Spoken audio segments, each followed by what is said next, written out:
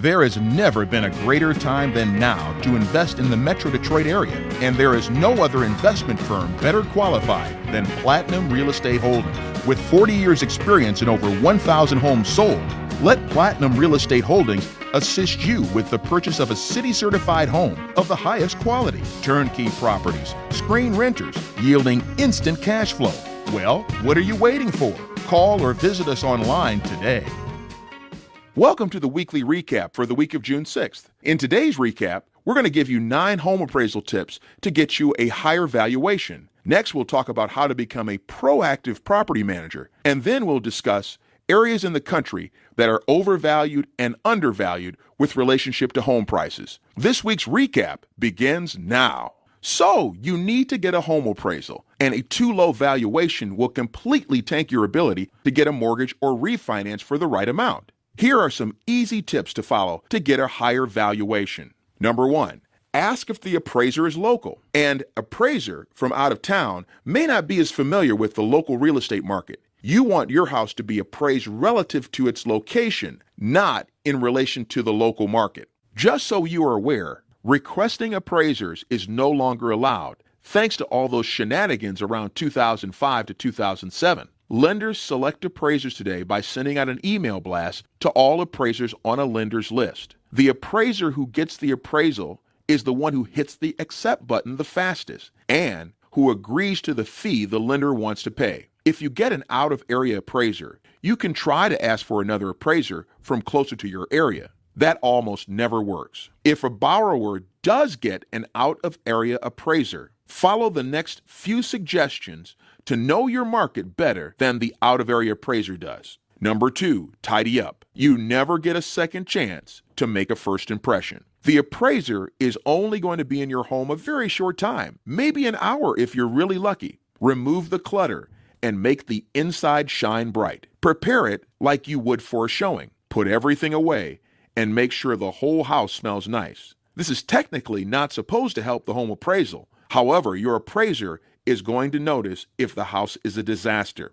If you're selling or refinancing a property that is not tenant occupied, you want to be at the house when the home appraisal is happening. You do not want to follow the appraiser around like a puppy, but definitely ask if they need anything and let them know what part of the house you'll be in should they have any questions. Number 3, make sure the exterior of your home is clean and neat. The last thing you want is for the appraiser to think your home is gross before they even walk in the door. Number 4, have a list of improvements. If you've made any improvements in the property, have a list of what you've done, how much you've spent, and when the improvement was made. Significant improvements on a property that was purchased recently can help the appraiser understand the scope of work and encourage them to appraise higher than the recent purchase price. Number 5, make a cheat sheet. Measure the rooms ahead of the home appraisal and have a sheet to give to the appraiser. Having a page from you can help them make sure they don't miss a room. Give an overview of the entire home, of course highlighting the positives. No feature is too small to mention. Number 6, explain the comps. Have your real estate agent pull comparable properties that have recently sold and those that are currently on the market. You should be staying on top of your local market to get a feel of what is selling and for how much. They won't know if the home had really cheap carpeting or stunk of cats. Be prepared to give explanations of each property that has recently sold, especially those that have sold for a lower price than you were hoping for. Type up a sheet that plays up the problem issues for each property that it recently sold for a lower price and share it with the appraiser. This can really help. The next 3 tips are related to fighting a low home appraisal. Appraisers are humans and make mistakes just like everyone else. If your property appraises for significantly lower than you are expecting, you may be able to challenge the results. Number 7, double check the figures. First, check to make sure the property stacks are accurate. Did the appraiser include all the bedrooms and bathrooms? Is the square footage correct? And so on. Number 8, know your neighborhood. Even if your appraiser is local, they may not be intimately familiar with your neighborhood. School districts can change valuations significantly. If you're located in a better school district, make sure the appraiser knows that and included that in the valuation. And number 9, examine comparable properties. MLS listings on recently sold properties don't tell the whole story. Being off by even just 1 mile can drastically change valuation. Now to recap, the mortgage hinges on the home appraisal. To help prevent low appraisals, prepare documents ahead of time that portray your property in the best light. Tell the appraiser what you want them to compare your home to by sharing a list of improvements, providing the most favorable comps, and explaining the lower sale prices, and creating a home cheat sheet detailing every little thing. How have you prepared your home for appraisal? Please share your top tips below with us. Next, we'll talk about becoming a proactive property manager.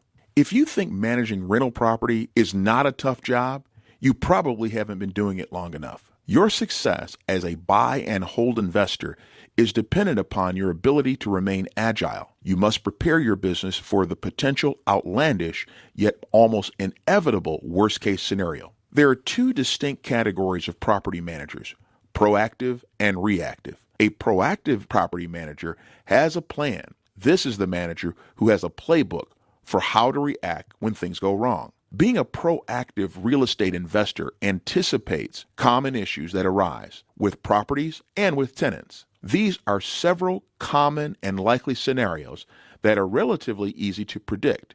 There are also those more obscure situations. Even for those low probability crises, documenting your business processes is the first and most critical step in preparing your business to handle adversity. Build your playbook. Create a business process framework. Your business process framework can also be viewed as your business playbook. It should provide instruction on how your business prepares for and responds to various situations. The business processes fall into 4 major attributes. Number 1, trigger. Number 2, accountable person. Who will handle what? Number 3, appropriate actions, steps to solution. And number 4, tools that you will use if something goes wrong. Even if a process is rather intuitive, there is still a huge benefit to having it well documented and readily available to your team. Dealing with maintenance requests is an area in which most investors are decidedly reactive. Do you have a consistent process documented for dealing with maintenance requests? Ask yourself or your property managers some of these questions. How do your tenants notify you? Do they use text or email or phone? Who's responsible for fixing the problem? And so on. Preventive maintenance is the best for your organization. Being a proactive investor means anticipating problems and taking steps to mitigate risk before they transform into crisis. As property managers, we can take steps to understand the overall health of our properties and the relationship with our tenants. This helps us to understand where our resources are best allocated to ensure we have a solid defense against adversity. Nothing prepares your business like data. Historical data is an amazing predictor of what can and will go wrong in the future. Having a system to record key information related to all work done on your properties, as well as key communication with your tenants. This allows us to keep records on the overall health of our units. For example, if we notice that we've had 4 maintenance requests related to a furnace in one of our units, we can prepare ourselves for the inevitable that we will need to replace the entire furnace within a short period of time. This data becomes even more critical as you scale your business and take on additional units. Your system doesn't have to be fancy. Your database can be as simple as a spreadsheet. Your business will be prepared to scale as long as you track and act on historical information. No matter what stage your business is in, it's essential to build the habits of a proactive investor. As your portfolio grows, you'll be able to adapt to the growing list of potential problems and crisis. Even if you're not looking to scale, you'll certainly sleep better at night knowing that you have a system and processes in place to tackle any adversity that comes your way. Let us know your tricks of the trade in the comment section below. And lastly, we're going to discuss home prices. Some markets are undervalued, like New York City, where others are standouts in overvaluation such as San Francisco, according to the Fitch rating report released recently. Home prices in San Francisco are 15% higher than their pre-crisis peak in 2006. By contrast, New York City prices remain 13% below their previous highs, according to Fitch. This variance can be mostly explained by diverging income growth in both coastal cities. New York incomes have risen 11.5% from their crisis trough, constrained by lackluster activity in the financial services sector. Those pay gains are just half of the 21% income growth recorded in San Francisco, mostly due to booming tech markets.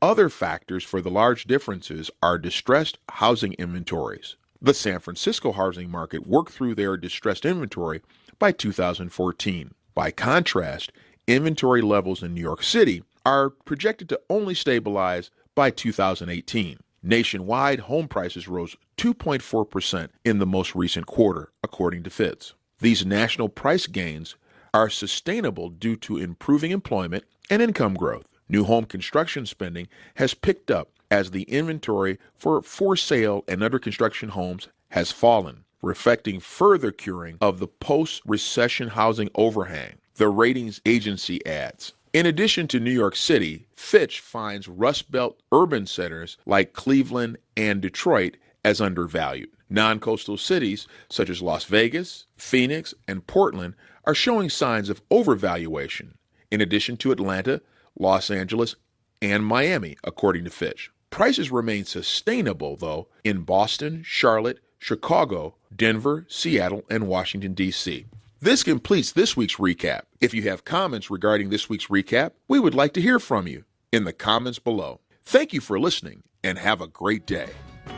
This has been your weekly real estate investment news recap. Did you find this recap helpful? Please like or comment below this video to enter to win a free copy of our ebook, The Ultimate Real Estate Guide for Residential Real Estate Investments. You can also subscribe to our channel or go to our website to receive the latest in real estate news. Our website also affords you the opportunity to view our latest turnkey properties.